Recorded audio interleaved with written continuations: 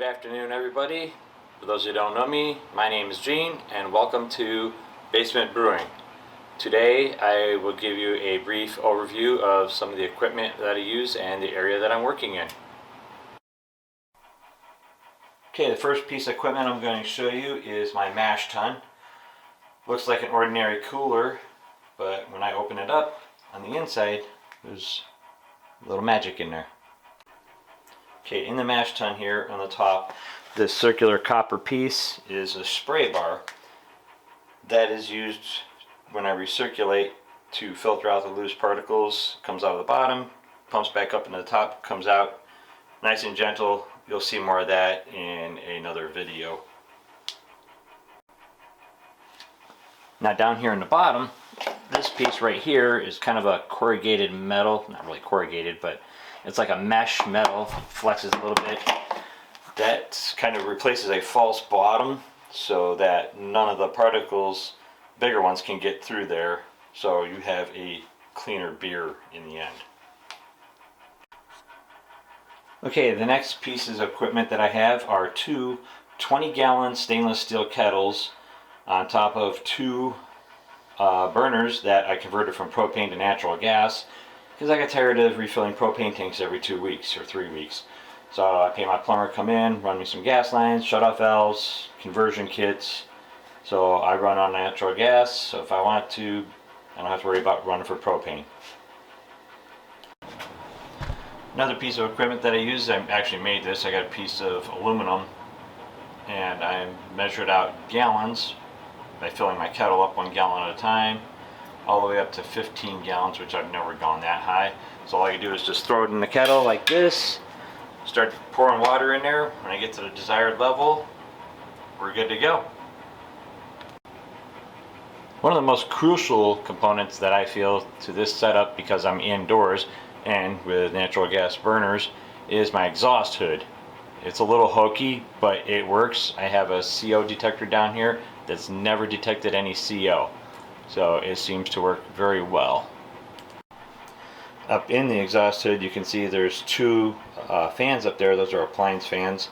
Guy I work with, he actually hooked me up with this little setup. I just mounted them inside the exhaust hood, and they run ductwork all the way out the basement window, and it works really good. Okay, the next piece of equipment that I use is a transfer pump. It's a magnetic drive. I use that basically to transport the liquid from kettle to mash tun to another kettle through the chiller into the fermenter. As I start brewing in the next series of videos, you'll see how this is all set up.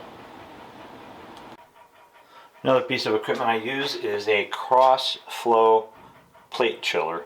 Basically, tap water comes in through here, runs through here, comes back out that side, and then the wort from the boil comes in this side and comes out that side, and it can actually cool it down from 212 degrees boiling down to as low as in the 50s. I've had it, depending on the water temperature and how fast the different flows go. Very crucial part to prevent your beer from getting infected while it's cooling down.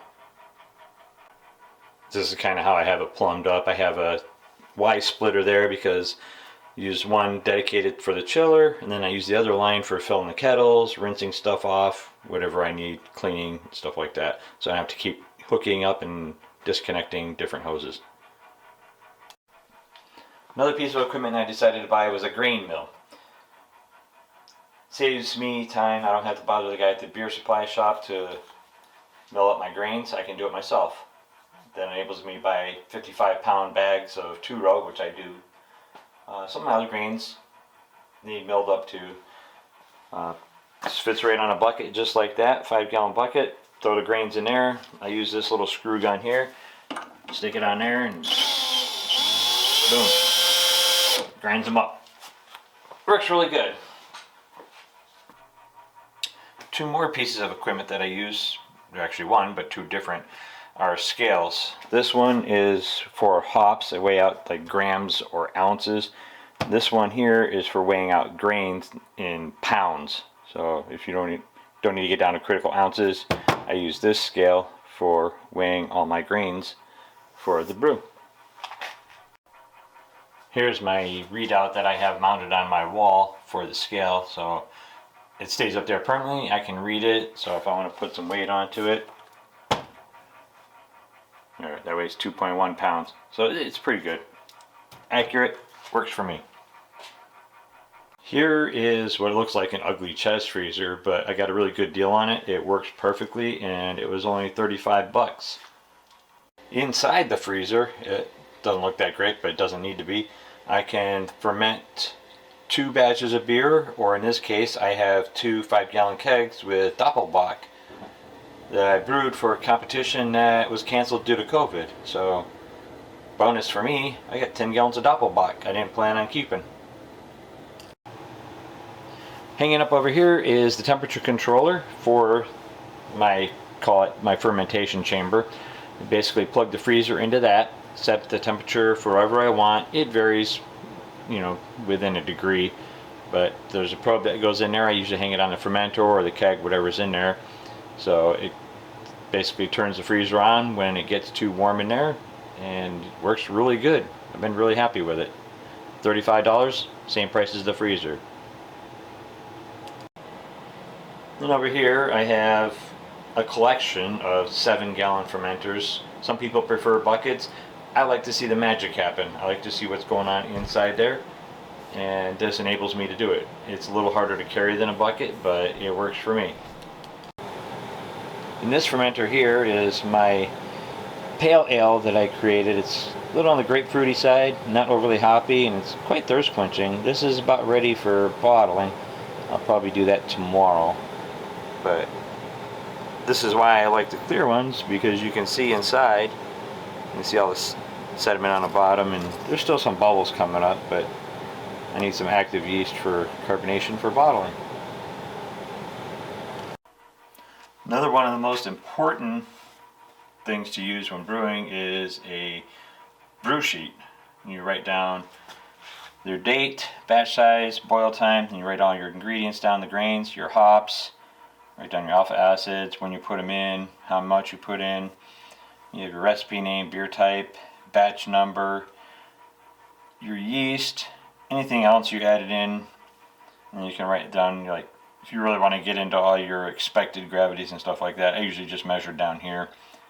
Just helps you keep track, so you brew yourself a good beer, you can make it again. And if it doesn't come out right and you follow the recipe, then something else went wrong. Happened to me with one of mine. I actually mixed one of the wrong grains in and it came out completely different. So these are handy. Take notes. Measure everything, temperatures. I'll get into more of that when I actually start filming a brew day, which will be coming soon. Here's a yeast chart I use sometimes for reference, experimenting with different types of beers. Found the PDF online, downloaded it, sent it to Walgreens. They printed it out, 15 bucks.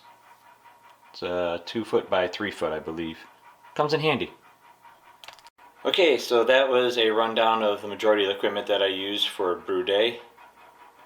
As I start brewing, shooting videos of me brewing, you'll see more of the stuff I use, the hoses, clamps, thermometer, just minor stuff. Didn't feel it was overly important to show in this video. This is basically an overview of what I have set up in my basement brewery. So if you have any questions or you want to see anything else, feel free to ask, leave me a comment. Have a good day.